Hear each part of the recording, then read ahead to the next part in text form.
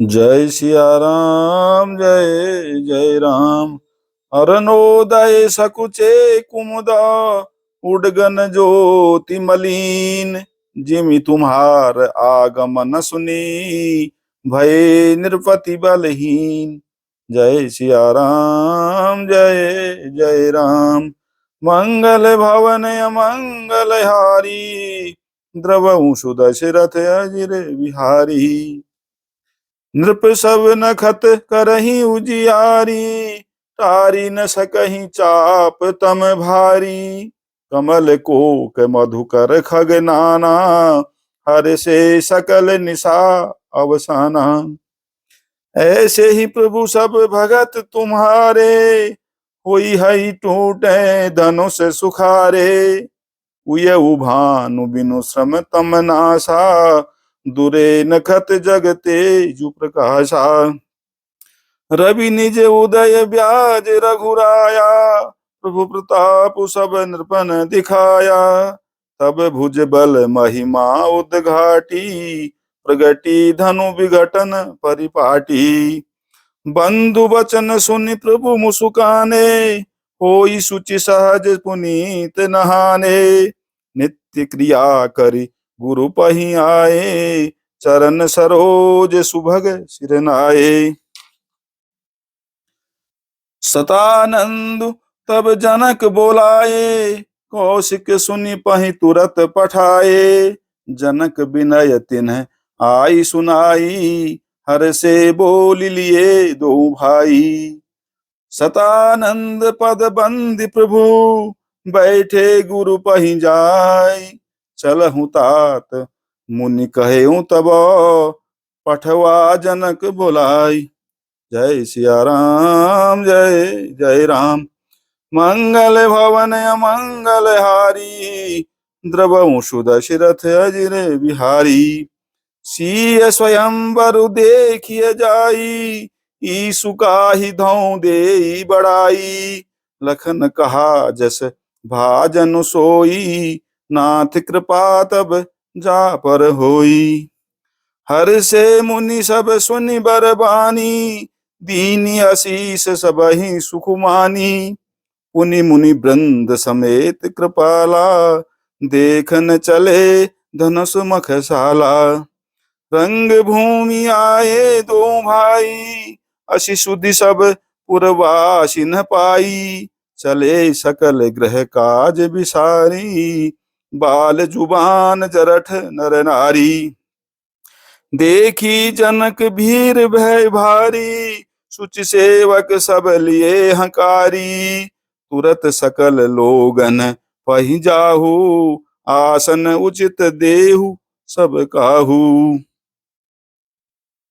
कही मृदु बचन विनीत तिन्हों बैठारे नर नारी। उत्तम मध्यम नीच लघु निज निज थल अनुहारी। जय सिया राम जय जय राम। मंगल भवन मंगल हारी द्रवहु सुदशरथ अजिर बिहारी।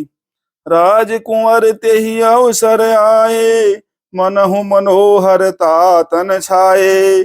गुण सागर नागर बर बीरा सुंदर श्यामल गौर शरीरा। राज समाज विराजत रूरे उडगन महुजन जुग विदु पूरे। जिन कै रही भावना जैसी प्रभु मूरति तिन देखी तैसी। देखहि रूप महारन धीरा मनहु वीर रसु धरे शरीरा। डरे कुटिल नृप प्रभु ही निहारी मनहु भयानक मूरति भारी। रहे असुर छल छो निप बेसा तिन्ह प्रभु प्रगट काल सम देखा। पुरबासिन देखे दो भाई नरभूषण लोचन सुखदाई। नारी बिलो कहीं हरसियो निज निज रुचि अनुरूप। जनु सोहत सिंगार धरी मूरति परम अनूप। जय सिया राम जय जय राम। मंगल भवन अमंगल हारी द्रवहु सुदशरथ अजिर बिहारी। अरुणोदय होने से कुमुदिनी सकुचा गई और तारागणों का प्रकाश फीका पड़ गया। जिस प्रकार आपका आना सुनकर सब राजा बलहीन हो गए हैं। सब राजा रूपी तारे उजाला यानी मंद प्रकाश करते हैं, पर वे धनुष रूपी महान अंधकार को हटा नहीं सकते। रात्रि का अंत होने से जैसे कमल, चकवे, भौरे और नाना प्रकार के पक्षी हर्षित हो रहे हैं, वैसे ही हे प्रभु, आपके सब भक्त धनुष टूटने पर सुखी होंगे। सूर्य उदय हुआ, बिना ही परिश्रम अंधकार नष्ट हो गया, तारे छिप गए, संसार में तेज का प्रकाश हो गया। हे रघुनाथ जी, सूर्य ने अपने उदय के बहाने सब राजाओं को प्रभु यानी आपका प्रताप दिखलाया है। आपकी भुजाओं के बल की महिमा को उद्घाटित करने यानी खोलकर दिखाने के लिए ही धनुष तोड़ने का यह पद्धति प्रकट हुई है। भाई के वचन सुनकर प्रभु मुस्कुराए। फिर स्वभाव से ही पवित्र श्री राम जी ने शौच से निवृत्त होकर स्नान किया और नित्य कर्म करके वे गुरुजी के पास आए। आकर उन्होंने गुरुजी के सुंदर चरण कमलों में सिर नवाया। तब जनक जी ने सतानंद जी को बुलाया और उन्हें तुरंत ही विश्वामित्र मुनि के पास भेजा। उन्होंने आकर जनक जी की विनती सुनाई। विश्वामित्र जी ने हर्षित होकर दोनों भाइयों को बुलाया। सतानंद जी के चरणों की वंदना करके प्रभु श्री रामचंद्र जी गुरु के पास जा बैठे। तब मुनि ने कहा, हे तात, चलो, जनक जी ने बुला भेजा है। चलकर सीता जी के स्वयंवर को देखना चाहिए। देखें ईश्वर किसको बढ़ाई देते हैं। लक्ष्मण जी ने कहा, हे नाथ, जिस पर आपकी कृपा होगी वही बड़ाई का पात्र होगा। धनुष तोड़ने का श्रेय उसी को प्राप्त होगा। इस श्रेष्ठ वाणी को सुनकर सब मुनि प्रसन्न हुए।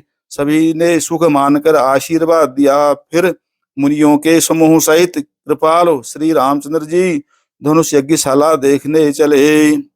दोनों भाई रंगभूमि में आए हैं, ऐसी खबर जब सब नगरवासियों ने पाई, तब बालक, जवान, बूढ़े, स्त्री, पुरुष सभी घर और कामकाज को भुलाकर चल दिए। जब जानकी जी ने देखा कि वही बड़ी भीड़ सामने हो गई है, तब उन्होंने सब विश्वास पात्र सेवकों को बुला लिया और कहा, तुम लोग तुरंत सब लोगों के पास जाओ और सब किसी को यथायोग्य आसन दो। उन सेवकों के कोमल और नम्र वचन कहकर उत्तम, मध्यम, नीच और लघु सभी श्रेणी के स्त्री पुरुषों को अपने अपने योग्य स्थान पर बैठाया। उसी समय राजकुमार राम और लक्ष्मण वहां आए। वे ऐसे सुंदर हैं मानो साक्षात मनोहरता ही उनके शरीरों पर छा रही हो। सुंदर, सांवला और गोरा उनका शरीर है। वे गुणों के समुद्र, चतुर और उत्तम वीर हैं। वे राजाओं के समाज में ऐसे शोभित हो रहे हैं मानो तारागणों के बीच दो पूर्ण चंद्रमा हों। जिनकी जैसी भावना थी, प्रभु की मूर्ति उन्होंने वैसी ही देखी। महान रणधीर राजा लोग श्री रामचंद्र जी के रूप को ऐसा देख रहे हैं मानो स्वयं वीर रस शरीर धारण किए हुए हो। कुटिल राजा प्रभु को देखकर डर गए, मानो बड़ी भयानक मूर्ति हो। छल से जो राक्षस वहां राजाओं के वेश में बैठे थे, उन्होंने प्रभु को प्रत्यक्ष काल के समान देखा। नगर निवासियों ने दोनों भाइयों को मनुष्यों के भूषण रूप और नेत्रों को सुख देने वाला देखा। स्त्रियां हृदय में हर्षित होकर अपनी अपनी रुचि के अनुसार उन्हें देख रही हैं, मानो श्रृंगार रस ही परम अनुपम मूर्ति धारण किए सुशोभित हो रहा हो। जय सिया राम, जय जय राम।